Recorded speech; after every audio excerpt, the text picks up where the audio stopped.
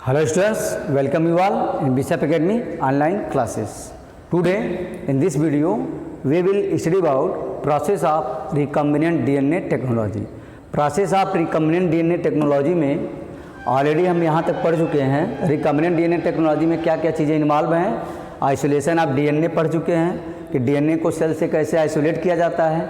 Fragmentation of DNA by restriction endonucleases, कैसे restriction endonucleases से DNA के फ्रेगमेंट्स को ब्रेक किया जाता है। और फिर इसमें पढ़ चुके हैं isolation of a desired DNA fragments. Today in this video we will study about amplification of gene of interest, ligation of the DNA fragment into a vector, insertion of a recombinant DNA technology into the host, फिर culturing of the host cell on a suitable medium at a large scale, extraction of the desired gene product और downstream processing of the products as finished product ready for marketing। यानी 3 point हम पढ़ चुके हैं और हमें यहाँ से 4th पॉइंट से पढ़ना है amplification of gene of interest, कि कैसे हम जीन को एम्प्लीफाइड करते हैं। तो amplification of gene of interest using by PCR. PCR का सेंस ही होता है पॉलीमरेज चेन रिएक्शन। हम यहाँ पर देख सकते हैं कि जो एम्प्लीफाइड जो किया गया है, जिस पार्ट को चूज किया गया है, उसका पहले डीएनए का एक सेगमेंट है 5x3 3x5। तो इसको पहले हम डीनेचुरेट करते हैं। डीनेचुरेशन मीन्स होता है breaking of DNA fragment into by giving heat, means breaking of the DNA strand by giving heat. जब हीट हम देंगे लगभग 96 डिग्री सेल्सियस तक का हीट होता है, तो डीएनए की प्रॉपर्टी होती है कि उसके अंदर जो हाइड्रोजन बॉन्ड होते हैं वो ब्रेक हो जाते हैं और डी या नेचर्ड हो जाता है, यानी ब्रेक हो जाता है और 2 पार्ट में डिवाइड हो जाता है। ऊपर वाला जो पार्ट होता है 5x3 इंच और नीचे होता है 3x5 इंच, ये दोनों जो है क्या आ जाते हैं, सेपरेट हो जाते हैं। उसके इस प्रोसेस को हीट से डीएनए के फ्रेगमेंट्स को तोड़ने का जो प्रोसेस है उसे हम कहते हैं क्या, डीनेचुरेशन। तो 2 पार्ट में डिवाइड हो गया।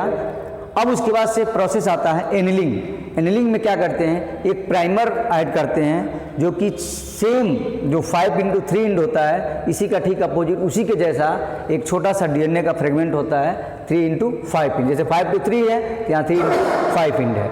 दूसरे वाले में अगर ये 3x5 है तो ठीक इसका अपोजिट 5x3 है। तो adding of a primers to the DNA strand, separated DNA strand is called annealing. उसे हम कहते हैं क्या, एनिलिंग। और उसके बाद से है एक्सट्रैक्शन।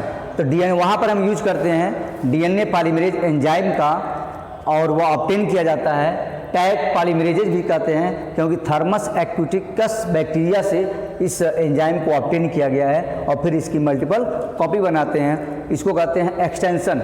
एक्सटेंशन का मतलब होता है कि जैसे ही हम प्राइमर को यहाँ पर ऐड करेंगे तो यह अपने ही जैसे कॉपी करता जाएगा और यह डीएनए के फ्रेगमेंट्स को एक्सटेंड करता जाएगा। So it is called extension. ठीक है। This technique was developed by Kary Mullis in 1985 में कैरी म्यूलिस ने इस टेक्निक को डेवलप किया था, and for this he received the Nobel prize for chemistry in 1993। अब सेकेंड होता है कि रिक्वायरमेंट क्यों है पीसीआर की, पॉलीमरेज चेन रिएक्शन की रिक्वायरमेंट क्या है। तो इसके लिए क्या क्या जरूरी है पॉलीमरेज चेन, एक तो पहले चाहिए डीएनए टेम्पलेट। जब हम उसको डीनेचर्ड किए तो डीएनए टेम्पलेट मिल गया। उसके बाद से रिक्वायर होता है primers. Primers are similar to the DNA strand. DNA strand के लिए एक स्मॉल फ्रेगमेंट होता है, small chemically synthesized oligonucleotides of the about 10 to 18 nucleotides उसमें होते हैं, that are the complementary to a region of a DNA. वह same उसी का कम्प्लीमेंट्री होता है। ये पहले वाले, इसके पहले वाले स्लाइड में बता चुके हैं। जब हीट देंगे तो क्या हो जाएगा, ब्रेक हो जाएगा, दोनों स्टैंड क्या हो जाएगी, अलग हो जाएगी। उसके बाद से प्राइमर को हम यहाँ पर क्या कर देते हैं, ऐड कर देते हैं। तो रिक्वायरमेंट ऑफ पीसीआर, पीसीआर में क्या क्या चीज़ें जरूरत होती है, एक तो हो गया डीएनए टेम्पलेट से हमें मिल गया, उसके बाद से प्राइमर्स मिल गया, और उसके बाद से एंजाइम की रिक्वायर्ड होती है। वह एंजाइम एक्सटेंड करता है डीएनए के फ्रेगमेंट्स को, डीएनए के स्ट्रैंड को आगे बढ़ाता है, एक्सटेंड करता है, एक्सटेंशन के लिए रिक्वायर्ड होती है। और वह एंजाइम होता है टैग पॉलीमरेजेज एंजाइम है, क्योंकि ये टैग बैक्टीरिया थर्मस एक्विटिकस बैक्टीरिया से इसको ऑब्टेन किया गया इस एंजाइम को। या बेंट पॉलीमरेज होता है which is isolated from Thermococcus litoralis bacteria. अब आते हैं डीनेचुरेशन का प्रोसेस। डीनेचुरेशन, एनिलिंग और एक्सटेंशन क्या है। अभी जस्ट बताया कि जब टेम्परेचर हम देते हैं, अभी बताया 94 या 96 डिग्री सेल्सियस का टेम्परेचर देंगे 15 सेकेंड तक, तो डीएनए की जो 2 स्ट्रैंड होती है वो दोनों स्ट्रैंड क्या होती है, सेपरेट हो जाती है। इस प्रोसेस को कहते हैं कि हम डीनेचुरेशन। एनीलिंग का मतलब होता है कि जब हम एक प्राइमर्स को which is the similar to the DNA strand, वो डीएनए स्ट्रैंड के सिमिलर होता है, उसके साथ जब ऐड करते हैं 3 of the each separated strand के साथ, तो वह है उस प्रोसेस को कहते हैं क्या, एनीलिंग। और एक्सटेंशन के लिए जो हम डिफरेंट टाइप्स के टैग पॉलीमरेज एंजाइम का यूज करते हैं, जो कि थर्मस एक्विटिकस बैक्टीरिया से ऑब्टेन किया गया है, तो वह क्या करता है, डीएनए स्ट्रैंड को एक्सटेंड करता है, चेन को बढ़ाता है। पीसीआर का मतलब ये होता है कि polymerase chain reaction means a multiple copy of formation of multiple copy of DNA by the PCR यानी पॉलीमरेज चेन रिएक्शन। ये प्रोसेस कंप्लीट होने के बाद से फिर जब यह एक नया डीएनए का स्ट्रैंड बन जाता है, तब बात आती है कि हम ligation of DNA fragment into A vector. तो यह एक वेक्टर है और यह जो हम डीएनए फ्रेगमेंट जो हमें मिला हुआ है उसके साथ इसको अटैच करते हैं। जब अटैच कर देंगे तो इसको अलग कलर से देखो शो किया गया है, अटैच कर देते हैं। अब यह कॉपी करके डीएनए के स्ट्रैंड को बढ़ाएगा। या हम इसको ऐसे ही पढ़ सकते हैं कि the vector DNA and sources of DNA are cut with the same endonucleases to obtain the sticky end। sticky end का इस तरह से sticky end बनाते हैं हम। अब जैसे यहाँ पर थाइमीन है तो यहाँ पर एडेनिन होना चाहिए, यहाँ पर थाइमीन है तो यहाँ पर एडेनिन होना चाहिए, यहाँ एडेनिन है तो यहाँ पर क्या है, थाइमीन है, यहाँ पर एडेनिन है तो यहाँ पर क्या है, थाइमीन है, यहाँ पर साइटोसिन है तो गुआनिन है, यहाँ पर गुआनिन है तो यहाँ पर साइटोसिन है। तो इस तरह से 2 स्ट्रैंड, एक जो है डीएनए ऑफ इंटरेस्ट है जिसको हम ऐड करना चाह रहे हैं, इंटरेस्ट है जिस चीज़ को हम बनाना चाह रहे हैं डीएनए का, और एक है स्टिकी एंड, ठीक है, यह डीएनए का जो पहले वाले डीएनए का बैकबोन है, उसके साथ हम इसको लाइगेट करते हैं। लाइगेशन का मतलब ही होता है ज्वाइन करना, जोड़ना।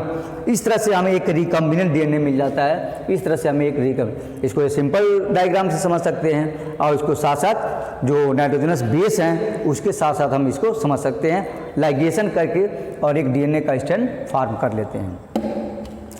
उसके बाद से आता है insertion of DNA, insertion of recombinant DNA into the host organism. Host organism के लिए भी बैक्टीरियल सेल्स ही होता है ताकि उसमें वो मल्टीपल कॉपी कर सके। Introduction of the ligated DNA into the recipient cells occurs by the several method before which recipient cells are made up of the competent to the receive the DNA. उसके पहले उस जिसमें recipient जो sales है कोई भी, उसको पहले कॉम्पिटेंट बनाना पड़ता है। इसके लिए डिफरेंट टाइप्स के केमिकल्स का यूज़ करते हैं या हीट का यूज़ करते हैं।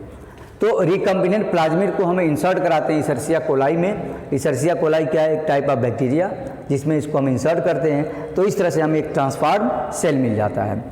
और यह जो होता है if recombinant DNA carrying antibiotic resistance है, जैसे एम्पिसिलिन एंटीबायोटिक है, अगर उसके क्या है वो रेसिस्टेंस है तो it transfer to the Escherichia coli cells. The host cell is transform into ampicillin resistant cell. अगर हमें कोई सेल बनाना है जो एम्पिसिलिन के लिए रेसिस्टेंट हो तो उसके लिए हम इस तरह का इशर्सिया कोलाई का होस्ट सेल के रूप में यूज करते हैं। The ampicillin resistant gene is in this case is called selectable marker. यानी यहाँ पर जो एम्पिसिलिन रेसिस्टेंट जो साइड जो बना है वो क्या है, उसे हम कहते हैं क्या, सेलेक्टेबल मार्कर। सेलेक्टेबल मार्कर के फॉर्म में 2 होते हैं, एम्पिसिलिन होता है और टेट्रासाइक्लिन होता है। These are the 2 types of high antibiotics. And growing the transform cells on the, फिर उसके बाद से जो ग्रो कर रहा है उसको अगार प्लेट्स पर जो है रखते हैं उसको, which containing the ampicillin only. तो वहाँ से हमें पता चल जाता है कि transform will grow and other will die. तो जो जैसे ही उस पर हम, चूँकि एम्पिसिलिन रेसिस्टेंट है वो, तो उससे हमें यह पता चल जाता है कि कौन सा बैक्टीरिया एम्पिसिलिन के लिए रेसिस्टेंट है और कौन से बैक्टीरिया जो है वह रेसिस्टेंस नहीं है। जो रेसिस्टेंस नहीं होते एम्पिसिलिन के लिए वह उनका डेथ हो जाता है, they will die, others are survive. इससे हमें यह पता चल जाता है कि किस एंटीबायोटिक का यूज हम किस तरह के बैक्टीरिया के लिए कर सकते हैं, कौन सा एंटीबायोटिक किस बैक्टीरिया के लिए रेसिस्टेंस है और कौन सा एंटीबायोटिक रेसिस्टेंस नहीं है। उस बेस पर एंटीबायोटिक मेडिसिन्स बनाए जाते हैं इस तरह से। अब उसके बाद से कल्चरिंग ऑफ द होस्ट, चूँकि हमें वो उस एंटीबायोटिक जो बना रहे हैं, एंटीबायोटिक रेसिस्टेंस बना रहे हैं, उसको लार्ज स्केल पे ऑब्टेन करना है तो उसकी कल्चरिंग कराते हैं। The transform host cells are grown in appropriate nutrient medium.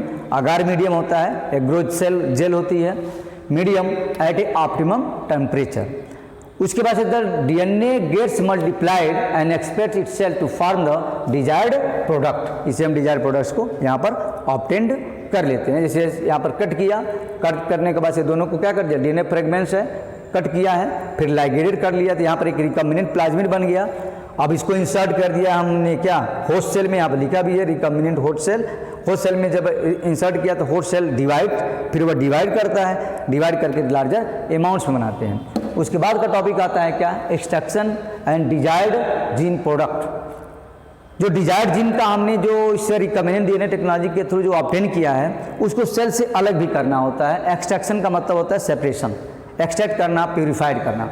When A protein encoding gene is expressed in A heterologous host, it is called a recombinant protein, and the cells having the genes of interest can grow on a small scale or on a large scale. अगर हमें small scale पे बनाना है तो the cells are grown in culture in the laboratories, the laboratory में ही बना सकते हैं।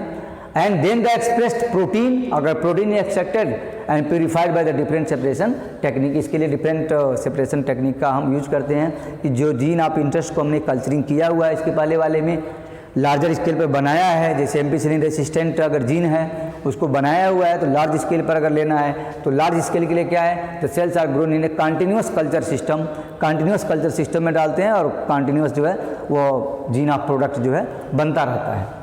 इन which the fresh medium is added from one side, एक साइड से फ्रेश मीडियम डालते हैं, दूसरे साइड से एक्सट्रैक्ट करके फ्रेश मीडियम जो है, फ्रेश जो है बाहर निकालते हैं to maintain the cell exponential growth phase and the desired protein is collected from the other side. एक साइड से डिजायर्ड प्रोटीन के फॉर्म में इसको ले लेते हैं, फिर इसको प्लांट में या एनिमल्स में इसको इंट्रोड्यूस कराते हैं।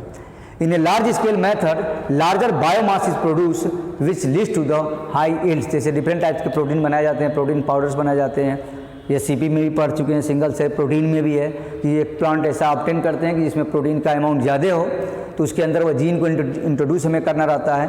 लार्ज स्केल पर अगर बनाना है तो फिर उससे उस प्लांट से उस प्रोटीन को क्या किया जाता है, बाहर किया जाता है, फिर इसको मार्केटिंग के लिए भेजा जाता है।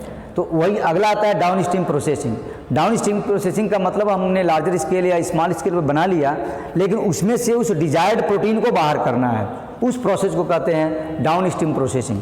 लेकिन प्रेजेंट टाइम के सिलेबस में बायोरिएक्टर को बोर्ड ने यहाँ से हटा दिया है, ठीक है, लेकिन फिर भी रिकम्बिनेंट डीएनए टेक्नोलॉजी हमें पढ़ना ही है तो इसलिए थोड़ा सा उसमें हमने इसको इंट्रोड्यूस किया है। बायोरिएक्टर हमें नहीं पढ़ना है इसलिए उसका डायग्राम हमने नहीं दिया है, बुक ऑलरेडी एनसीईआरटी की बुक में उसका डायग्राम भी दिया हुआ है, लेकिन प्रेजेंट टाइम के सिलेबस में वह नहीं है। तो डाउन स्ट्रीम प्रोसेसिंग में क्या करते हैं कि all the process to which a product is subjected to before being marketed, marketing करने से पहले, मार्केट में भेजने से पहले उसको हम प्योरीफाइड करते हैं। इसी प्रोसेस कहते हैं कि हम डाउन स्ट्रीम प्रोसेसिंग। मीन्स जो कल्चरिंग कराए हुए हैं जिस सेल में, होस्ट सेल में, उससे हमको उससे ऑब्टेन करना है और वो भी किस फॉर्म में, प्योरीफाइड फॉर्म में। इसमें क्या है, separation of product from the reactor, purification of product अभी जस्ट बताया, प्योरीफाइड करते हैं, formulation of the product with suitable preservative, फिर फार्मुलेशन करने के बाद से एक सुटेबल प्रिजर्वेटिव में उसको रखने की ज़रूरत होती है। मार्केट में जितने भी तरह के डिफरेंट टाइप्स के जो प्रोटीन्स मिलते हैं उसमें लिखा रहता है कि इसमें कितना % कौन सा प्रिजर्वेटिव यूज किया गया है और उसको लार्ज स्केल पर प्रोडक्ट को बनाया गया रहता है इसी प्रोसेस के थ्रू, रिकम्बिनेंट डीएनए टेक्नोलॉजी के थ्रू, तब जाकर के वह जब फ्रेश रूप में वह मार्केट में आता है। वहाँ पर यह सबसे जो इम्पॉर्टेंट होता है कि formulation of the product with suitable preservative, क्योंकि अगर हम सुटेबल प्रिजर्वेटिव का यूज नहीं करेंगे तो प्रोडक्ट बहुत जल्दी क्या हो जाएगा, एक्सपायर्ड हो जाएगा। इसलिए हर एक प्रोडक्ट जो भी मेडिसिन जो मार्केट में होते हैं उस पर उसकी एक्सपायरी डेट लिखी हुई रहती है कि वह इतने समय तक की यह प्रिजर्वेटिव उसको प्रिजर्व कर सकता है। उसके बाद से क्वालिटी कंट्रोल टेस्टिंग करते हैं, quality control testing and clinical trials in case of drugs. अगर हम कोई ड्रग्स बना रहे हैं तो बिना उसका क्लिनिकल ट्रायल्स किए जो है हम ह्यूमन के लिए या अदर आदमी पर उसका यूज नहीं कर सकते। तो पहले उसका क्लिनिकल ट्रायल करते हैं कि वह जो ड्रग्स हम बना रहे हैं इस रिकम्बिनेंट डीएनए टेक्नोलॉजी के थ्रू, तो वह ड्रग्स जो है बॉडी पर कितना इफेक्ट कर रहा है, उसका बॉडी के ऊपर क्या इफेक्ट हो रहा है, किस डिजीज़ के लिए वह बेटर है, तो इसको कहते हैं quality control testing and clinical trials in case of drugs. Drugs के केस में यह क्लिनिकल ट्रायल की ज़रूरत होती है। अदर के केस में प्रोटीन्स बना रहे हैं या कोई एंजाइम बना रहे हैं वहाँ क्लिनिकल ट्रायल्स की ज़रूरत नहीं होती है क्योंकि वो पहले से पता होता है। अब उसी का एक और प्रोसेस है सेम या हम ऐसे कह सकते हैं इसका कंक्लूजन कि डोनर सेल है, बैक्टीरियल सेल है, इसे फॉरेन डीएनए को लिए, प्लाज्मिड लिए, इन दोनों को यहाँ से कट किए रिस्ट्रक्शन इंडोन्यूक्लियस से, फिर इसको लाइगेटेड कर दिए। ये फॉरेन डीएनए है जो डोनर सेल है, जिसका हमें ग्रो कराना है। इस तरह से एक लाइगेज एंजाइम ज्वाइन कर देता है, एक प्लाज्मिड बना देता है, फिर होस्ट सेल में इसको क्या करते हैं, host cell bacteria with recombinant DNA, उसके अंदर बैक्टीरिया के जीनोम के साथ, या यहाँ पे लिखा है ना clones of the R DNA का मतलब रिकम्बिनेंट डीएनए, वो कई क्लोन बनाया है। इसमें एक सिंगल दिखाया है और इसमें 5 दिखाया हुआ है, यानी अपना क्लोन बना लिया। अब एक्सट्रैक्शन के प्रोसेस में यही होता है कि अब इससे इसको बाहर करना रहता है, वही एक्सट्रैक्शन का प्रोसेस डाउन स्ट्रीम प्रोसेसिंग में होता है। Clones of engineered bacteria in medium recombinant product और डाउन स्ट्रीम प्रोसेसिंग और separation and purification of product. Down stream processing का सेंस ही होता है separation and purification of product. यह जो यहाँ से जो जीन आया था अब वो इस फॉर्म में आ चुका है और यहाँ से हमें मार्केटिंग के लिए, सेल करने के लिए उसको बाहर करना है, ठीक है। उस प्रोसेस को कहते हैं डाउन स्ट्रीम प्रोसेसिंग और इसके लिए डिफरेंट टाइप्स के बायोरिएक्टर यूज किए जाते हैं, लेकिन बायोरिएक्टर है नहीं, इसलिए हमने इसका कोई भी यहाँ पर उसका कोई भी डायग्राम नहीं दिए हैं, ठीक है। Okay, thanks. You have any doubt you can contact me on Google classroom.